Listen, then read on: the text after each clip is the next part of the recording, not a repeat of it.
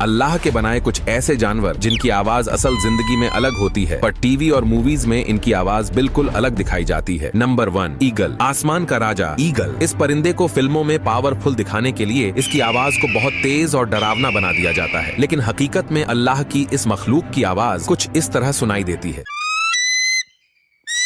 Number 2, lion. शेर की दहाड़ इतनी ताकतवर होती है कि इसे 8 किलोमीटर दूर तक सुना जा सकता है, लेकिन फिल्मों में इसे और भी भयंकर बना दिया जाता है। असल जिंदगी में इसकी दहाड़ कुछ इस तरह की होती है। बेशक अल्लाह की हर मखलूक अपने आप में एक अजूबा है।